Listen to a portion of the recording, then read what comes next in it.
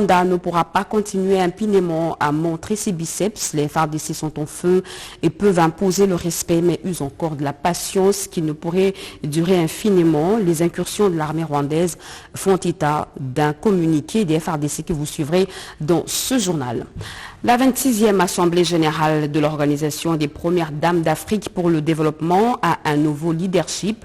De Brazzaville, la très distinguée Première Dame de la RDC a été élue vice-présidente de l'organisation. 61 ans après, Emery Patrice Lumumba pourra enfin reposer en paix dans son pays. La digne sépulture construite va recevoir ses reliques qui viendront de la Belgique. Avant, un passeport diplomatique a été remis à sa famille pour ce dernier voyage. Il est 20h à Kinshasa, 1 heure de plus à Bukavu. C'est l'heure de vous informer, mesdames et messieurs. Bonsoir et très heureuse de vous retrouver à travers cette grande édition d'information sur la chaîne nationale. La 57e réunion du Conseil des ministres a vécu hier vendredi, comme le veut la tradition. En visioconférence, tous les membres du gouvernement se sont retrouvés en distanciel autour du président de la République, Félix Antoine Tshisekedi Tshilombo. Plusieurs sujets d'intérêt national ont été évoqués. Le compte rendu avec la ministre de la Culture et des Arts, Catherine Katungu-Foura, et qui assume l'intérim du ministre de la Communication et des Médias. Compte rendu de la 57e réunion du Conseil des ministres. Son Excellence, Messieurs le Président de la République, chef de l'État, Félix Antoine Tshisekedi Tshilombo, a présidé en visioconférence la 57e réunion du Conseil des ministres du gouvernement de la République ce vendredi 10 juin 2022. 4 points étaient inscrits à l'ordre du jour, à savoir 1. Communication de son Excellence, Monsieur le Président de la République, chef de l'État. 2. Point d'information. 3. Approbation d'un relevé des décisions du Conseil des ministres. 4. Examen et adoption des textes. 1. Communication du Président de la République, chef de l'État.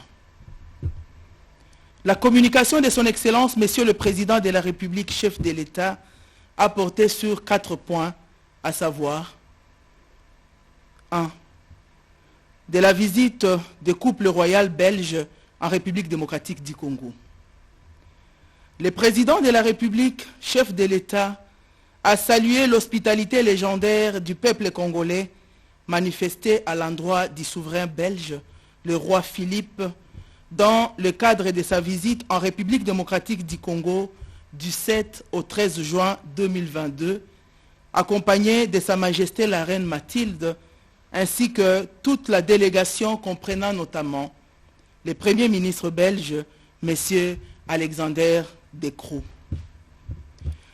Il a précisé que cette visite est l'occasion de resserrer les liens historiques qui lient les deux États, mais également le moment de renforcer la coopération bilatérale, notamment dans les domaines économiques et culturels, ainsi qu'en matière de défense. Ville cuprifère constitue la 2e étape de la visite du couple royal belge en République démocratique du Congo. Hier vendredi, le roi des Belges s'est exprimé devant les étudiants de l'université de Lubumbashi, peu avant de se rendre à l'école belge de Lubumbashi qui célèbre ses 50 ans d'existence. Pour le roi Philippe, la vraie richesse du Congo, c'est la jeunesse. Guina Kabalunti.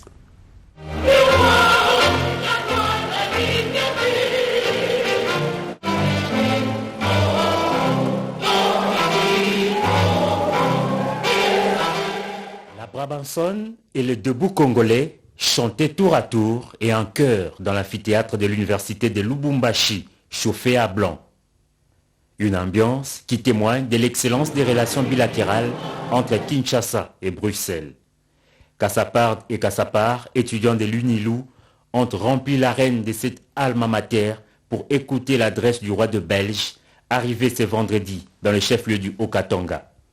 Avant sa prise de parole, le recteur de l'université, honoré de recevoir le couple royal, a fait une sorte de balade dans le passé de son institution pour expliquer qu'elle a été créée en début des années 60 par le Belge. Fruit de cet établissement, le Premier ministre Jean-Michel Sama Lukonde invite également à prendre la parole, à remercier leur Majesté le Roi et la Reine pour leur présence dans ces milieux estudiantins. Un message qui a introduit celui du roi Philippe. Bonjour à toutes et à tous. Jambo. Dans une parfaite communion avec son auditoire, le roi s'est apaisanti sur les valeurs de la jeunesse congolaise. La vraie richesse du Congo, c'est vous, a-t-il affirmé. On peut épuiser une mine, mais pas les talents et la volonté de la jeunesse, a renchéri le souverain belge.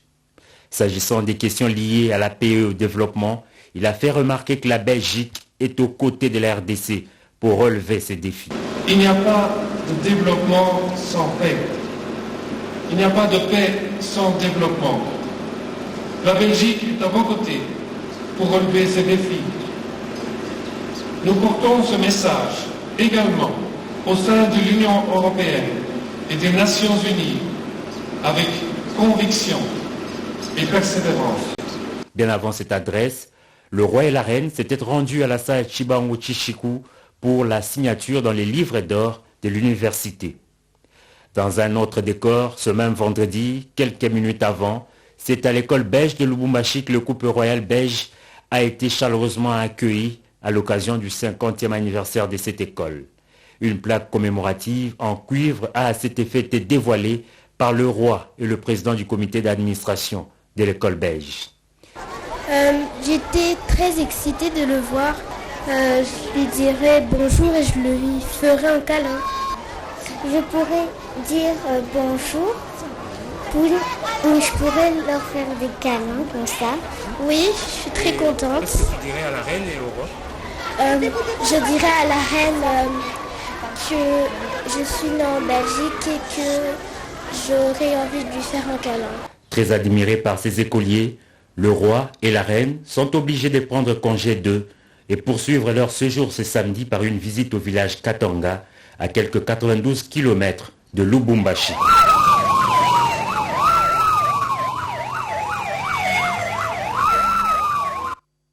Et après Lubumbashi, le couple royal se rendra à Bukavu, dans le sud Kivu. La ville est dans la fièvre des préparatifs d'accueil de ses hôtes du chef de l'État, Félix Antoine Tshisekedi Tshilombo, et de la RDC qui arrivent pour la première fois dans cette partie de la République. Pierre Kibambe Somoïsa et Kazo Kazedi.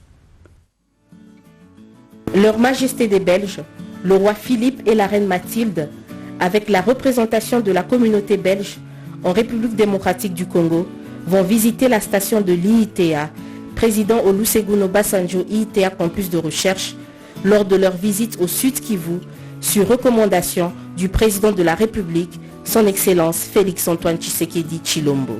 Depuis 2005 à ce jour, grâce à l'appui de la coopération belge de développement, IITA met en œuvre le projet Sialka, qui a permis à environ 1 million de petits exploitants agricoles congolais de bénéficier des nouvelles technologies agricoles, entre autres les nouvelles pratiques de protection du bananier contre les maladies et ravageurs et l'introduction du fourrage pour l'amélioration de la qualité de lait, et c'est dans le cadre de l'agriculture résiliente face au changement climatique.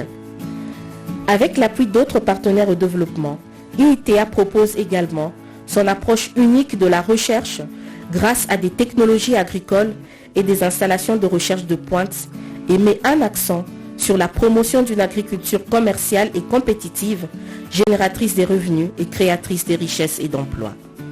En octobre 2019, le président de la République, Félix Antoine Tshisekedi, a inauguré le laboratoire de biotechnologie de l'IITA, première en Afrique centrale, et a accepté que la dite station porte le nom du président Olusegun Obasanjo, IITA Campus de recherche, en reconnaissance de son appui de mobilisation et de son sacrifice sans relâche dans les pourparlers pour le retour de la paix en RDC. Ceci a renforcé davantage la relation qui existe entre l'IITA et le gouvernement de la RDC. En tant que partenaire technique, IITA appuie la RDC à transformer le secteur agricole congolais à travers le programme d'agenda de la transformation agricole ATA RDC, initié par le président Félix Antoine Tshisekedi et financé jusque-là par les fonds propres du gouvernement à la hauteur de 22 millions de dollars. Vous avez là compris que dans l'agenda du séjour congolais du couple royal belge, il est prévu une visite à l'étape de Bukavu, la station de l'ITA, campus de recherche baptisé au nom de l'ancien président nigérian Olusegun Obasanjo. La menace rwandaise devient de plus en plus sérieuse dans l'est du pays. Selon les mots clairs du porte-parole du gouverneur militaire du Nord Kivu, l'armée rwandaise a tiré une dizaine de bombes sur le sol congolais. Bilan, 2 enfants tués et une école détruite en territoire de Rutshuru. Les détails avec le colonel Ekenge. Les forces armées de la République démocratique du Congo informent l'opinion nationale et internationale que depuis 16h15 de ce vendredi 10 juin 2022, l'armée rwandaise a tiré une dizaine de bombes sur les territoires de la République démocratique du Congo. Ces bombes, tirées par un canon à longue portée à plus de 22 km à partir du territoire rwandais, ont explosé à Biruma et à Kabaya, localités situées dans le groupement de Kisigari, chefferie de Boucha en territoire de Rutshuru, respectivement à 5 km et demi et à 1 km et demi à l'est de Rumangabo. Pour les bombes de Kibaya, tombées plus précisément dans l'enceinte de l'Institut Saint-Gilbert, les bilans encore provisoires est de 2 enfants de sexe masculin tués. Il s'agit de Ishaka Mapenzi, âgé de 7 ans, et de Jérémy Nziouvira, âgé de 6 ans. Un autre garçon, dont l'identité n'est pas encore précisée, a été blessé et est admis dans un centre hospitalier de la place. En plus du bilan humain, l'armée rwandaise a bombardé toute une école, ce qui constitue à la fois un crime de guerre et un crime contre l'humanité. Rappelons que c'est à Biruma où 2 militaires des forces de défense du Rwanda, RDF, ont été dernièrement capturés le 28 mai 2022 par les forces de défense et de sécurité avec l'appui de la population qui résiste à l'agression de notre pays par le Rwanda. Pour non seulement justifier ces bombardements destinés à punir la population qui avait aidé à capturer les militaires des forces spéciales rwandaises, mais aussi flouer et tromper la communauté internationale sur ses intentions belliqueuses, le Rwanda a publié le communiqué selon lequel les FARDC auraient tiré des bombes sur le territoire rwandais. Même stratagème est utilisé pour justifier les dernières attaques de Rumangabo et de Kibumba. Habitué à sacrifier ses propres populations, le Rwanda, pour se victimiser et trouver les mobiles pour agresser la RDC, n'a jamais hésité de bombarder son propre territoire pour ensuite tirer des bombes sur le sol congolais. En plus, pour confirmer le soutien de l'armée rwandaise au M23, nous sommes en possession des images de drones attestant l'occupation de Tchanzu et de Runyonyi par les forces de défense du Rwanda, RDF. Les forces armées de la République démocratique du Congo, avec l'appui de la MONUSCO, ne sont pas restées les bras croisés face à la cruauté des occupants. Elles continuent à riposter et à se défendre pour sauvegarder l'intégrité du territoire national et protéger les populations congolaises jusqu'au sacrifice suprême. Les forces armées de la République démocratique du Congo exhortent la population de maintenir la vigilance totale et de dénoncer toute présence suspecte. Les forces armées de la RDC au Nord Kivu vont sereinement s'occuper de tous les ennemis de la paix. Leurs femmes et enfants ont reçu un don de biens et une enveloppe pour le besoin de la cause. Un geste opposé par la ministre des Mines Antoinette Samba à la tête des femmes des 26 provinces de la RDC. Diane Balaka, commentaire. Les vaillants combattants de FARDC au front dans l'est du pays sont déterminés à neutraliser les M23 et leurs alliés du pays voisin pour défendre l'intégrité territoriale. Ce haut fait d'armes a suscité auprès des Congolaises et Congolais un élan de solidarité et de patriotisme. C'est dans cette optique que la ministre de Mines Antoinette Samba Kalambay, en partenariat avec la dynamique nationale de femmes fortes de l'Union sacrée de 26 provinces, avait organisé une collecte de fonds pour soutenir les militaires au front. Ce vendredi 10 juin 2022, la ministre de Mines, dans le cadre de cette opération, a apporté un important lot de vivres et une enveloppe destinée aux familles des militaires au front. Je voudrais inviter tous les Congolaises et Congolais à nous rejoindre afin que nous puissions assister les dépendants des militaires. Parce que ce n'est pas facile de perdre un mari qui est au front. Ce n'est pas facile pour ces militaires-là de s'occuper de leur famille. Geste très apprécié par la présidente de la dynamique qui a exprimé sa gratitude. C'est une grande joie pour nous de voir que Madame la ministre de Mines, elle s'est dit aujourd'hui, je dois absolument venir poser le geste patriotique en offrant le peu que l'avait à partager avec les familles de nos vaillants combattants en venant remettre aux femmes fortes réunies au sein de la dynamique des femmes fortes de l'Union sacrée. Et pour assurer la sérénité aux hommes des FARDC au front, leurs dépendants vont compter sur l'élan de solidarité de la dynamique des femmes fortes. Et cette dynamique a lancé une campagne de collecte des vivres, de fonds et non-vivres qui s'étend jusqu'au 16 juin 2022 à l'esplanade du Palais du Peuple. Regardez.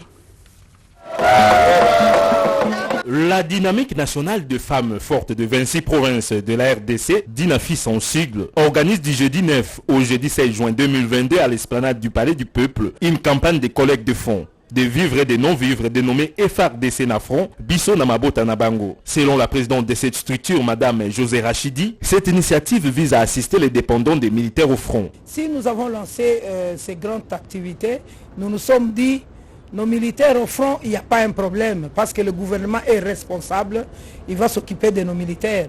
Même à manger, c'est aussi une munition. Mais le moral d'un militaire, lorsqu'il pense à sa famille, qu'il a laissé à la maison, il n'y a pas à manger, les frais scolaires ne sont pas payés, peut-être il y a un cas de maladie, c'est là où le militaire peut être traumatisé au front. C'est comme ça que nous, femmes fortes, nous nous sommes dit non. Nous allons nous impliquer dans leur famille. Et c'est comme ça que vous nous voyez ici, toutes les femmes fortes. Elle a par la suite appelé toutes les couches de la population à adhérer à cette vision et à contribuer pour rehausser le moral des vaillants combattants et FARDC en assistant leur famille.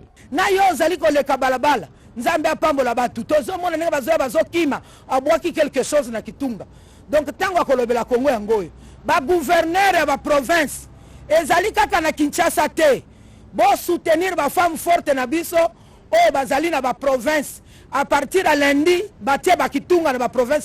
quelques compatriotes qui ont répondu à cet appel se sont exprimés à notre micro. Aujourd'hui, je suis venu déposer ma contribution.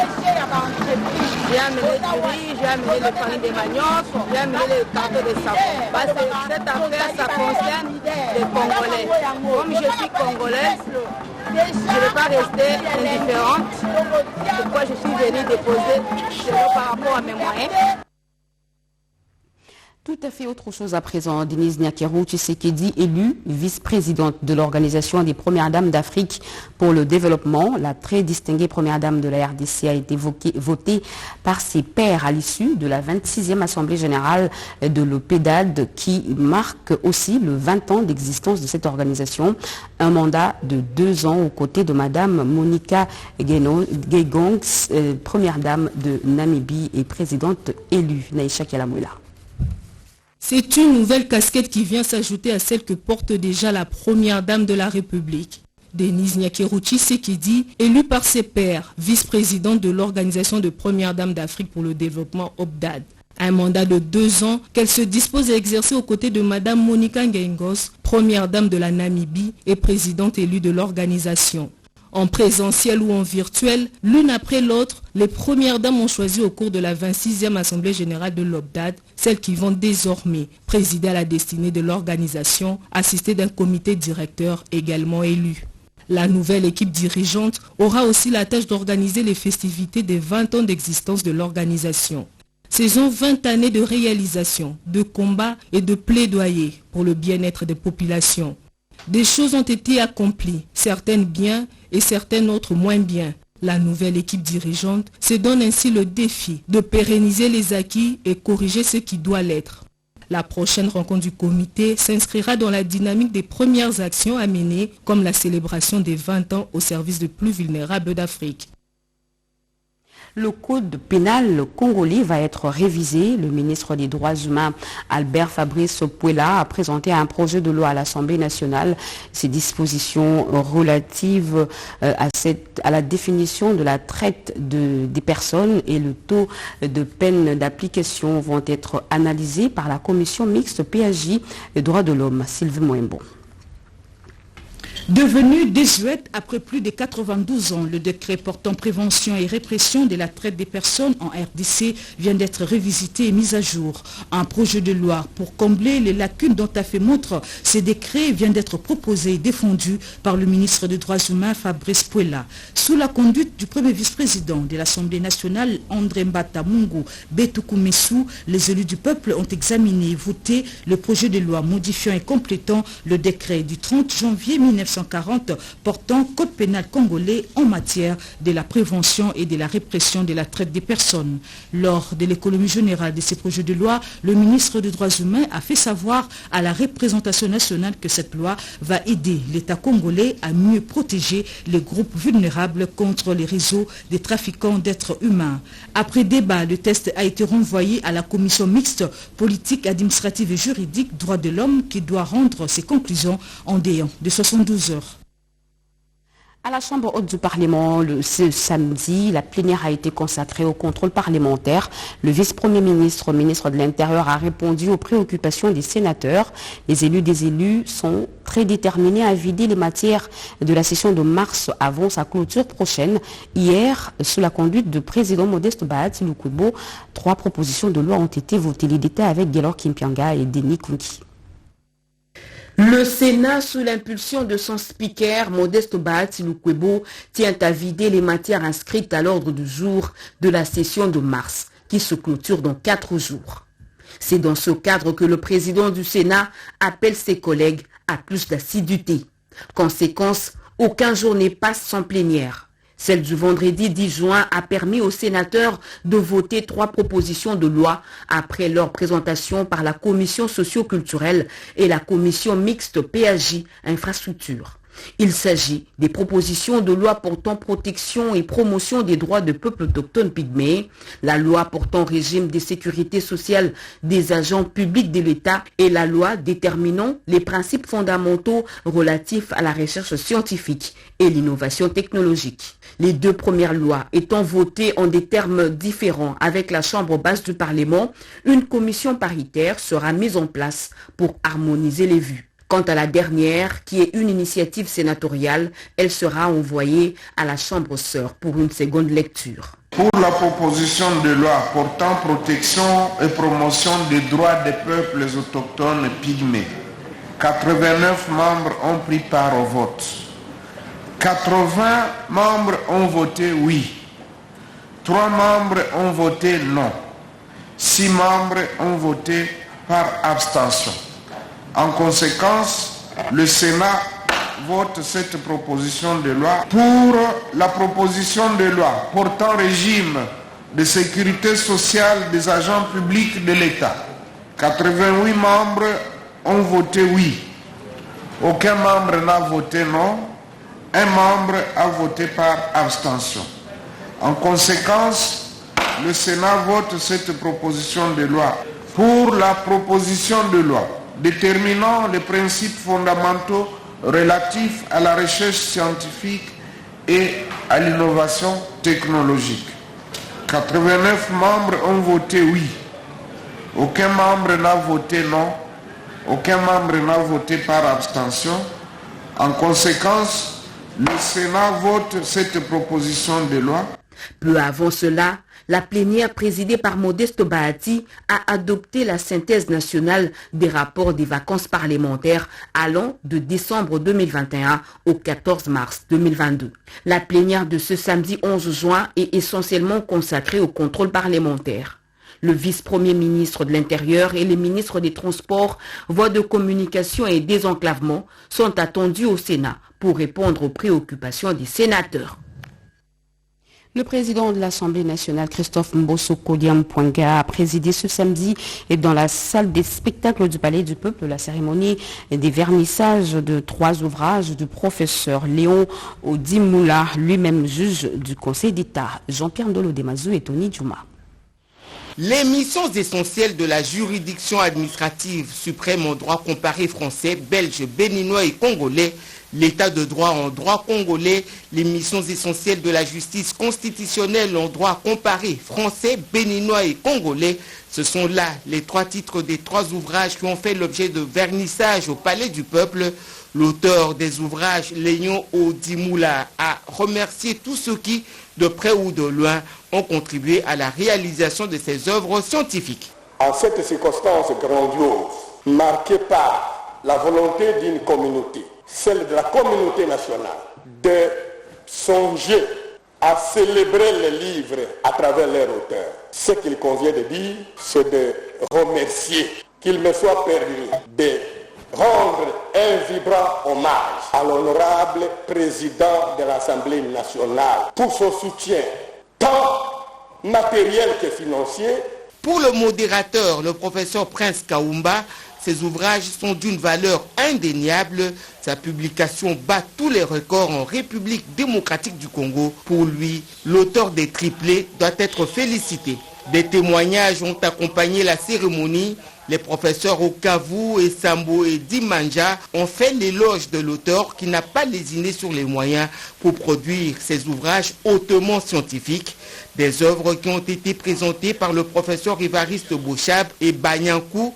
Le temps fort de la manifestation, c'est le vernissage de ces 3 ouvrages successivement par le président de l'Assemblée nationale, Christophe Mbosso Kodia, le professeur Bochab et le professeur Vundoawete Pemako.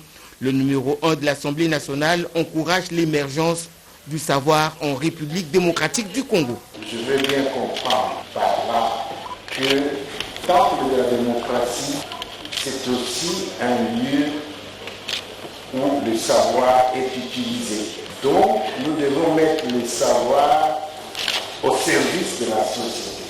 Le président de l'Assemblée nationale a promis le soutien de son institution à tout chercheur congolais qui se lancerait dans la publication des ouvrages. Je vous le disais en titre, les reliques d'Emery Patrice Lumumba ont reçu le document du dernier voyage qu'ils effectueront de Bruxelles vers Kinshasa. Le vice-premier ministre, ministre des Affaires étrangères et coopération internationale Christophe Lutundula a remis à François Lumumba le passeport de son père, premier ministre du Congo indépendant. Doris Mozo, Tamboué reportage. François Lumumba, Roland Lumumba, au nom du président de la République, au nom du gouvernement de la République, je vous remets, en tant qu'ayant droit légitime du premier ministre de la République démocratique du Congo, Patrice Emery Lumumba, héros national, son passeport. Il effectuera son dernier voyage de retour sur le sol de ses ancêtres, Emery Patrice Lumumba, ou du moins ses restes, avec ses passeports diplomatiques. L'atmosphère était lugubre. Les émotions se retiennent lorsque le premier des fils Lumumba, François Lumumba, reçoit du vice-premier ministre, ministre des Affaires étrangères et de la coopération internationale, Christophe Lutundula Palapena-Pala, cette pièce d'identité du tout premier ministre pour ce retour attendu depuis 61 ans. Les reliques seront à Kinshasa le 21 juin et les Congolais pourront enfin faire le deuil de leur tout premier ministre, Patrice Emery Lumumba. Avant le rapatriement des reliques, une cérémonie de remise solennelle de ces passeports diplomatiques à la famille était indispensable. Une journée mémorable, un aboutissement des efforts entrepris par la famille ainsi que le président de la République, Félix Antoine Tshisekedi Tshilombo, a dit le vice-premier ministre, ministre des Affaires étrangères et de la coopération internationale, Christophe Lutundula Palapena-Pala. Nous en sommes fiers et nous devons capitaliser cet instant historique par notre travail au service de la nation, comme l'a voulu Patrice Emery Lumumba lui-même. Et c'est d'ailleurs la meilleure façon de le pleurer et de perpétuer sa mémoire. réaliser son idéal pour le bien de notre peuple.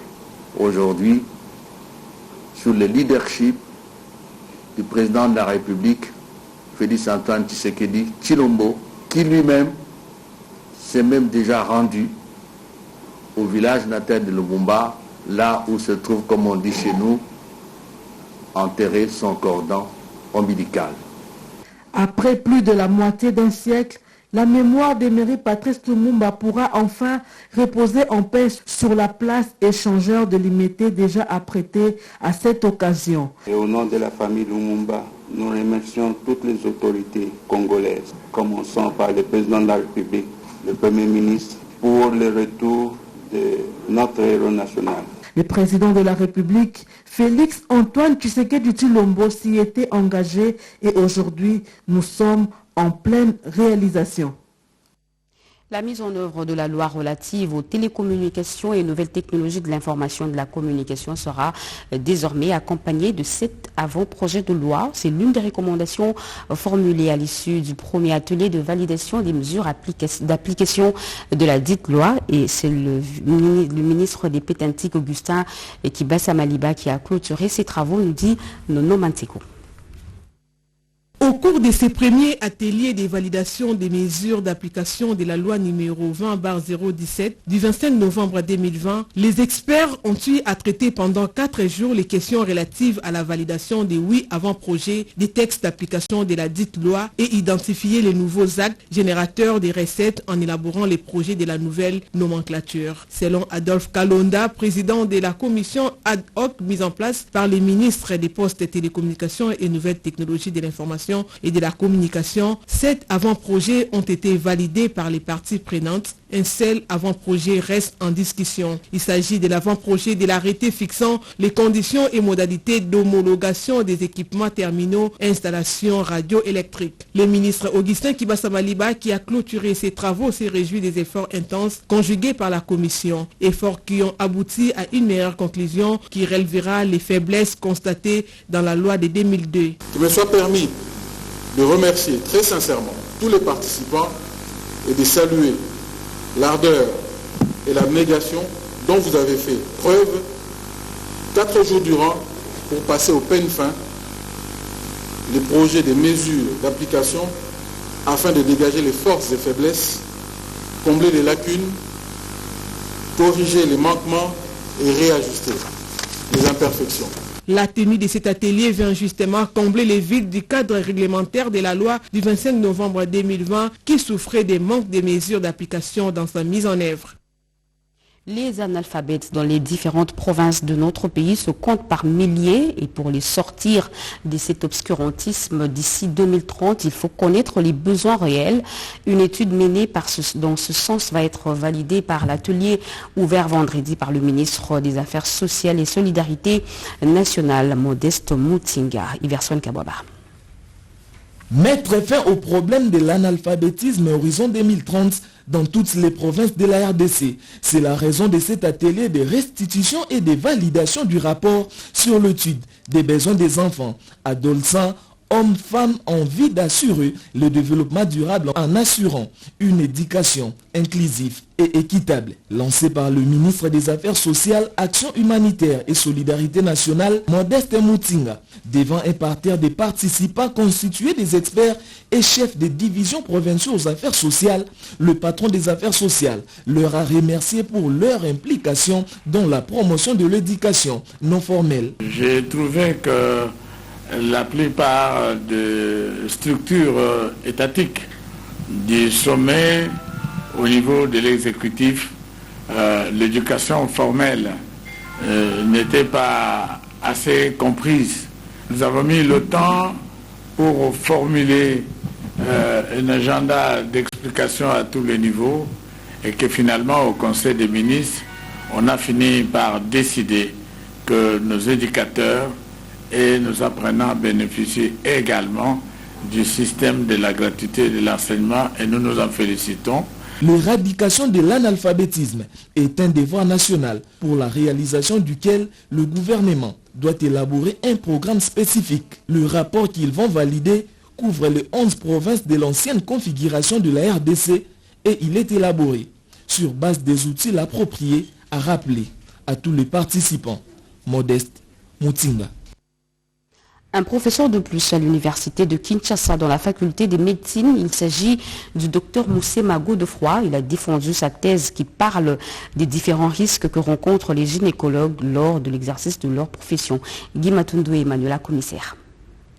Il vient de rejoindre le prestigieux corps professoral de la faculté de médecine de l'université de Kinshasa. Lui, c'est le professeur Moussema Ali Godefroy. Il a défendu avec brio sa thèse intitulée « Épidémiologie moléculaire et phylogéographique et résistance des souches des VIH2 isolées chez les professionnels des sexes en République démocratique du Congo ». Le docteur Moussema donne les grandes lignes de sa thèse et fait quelques recommandations.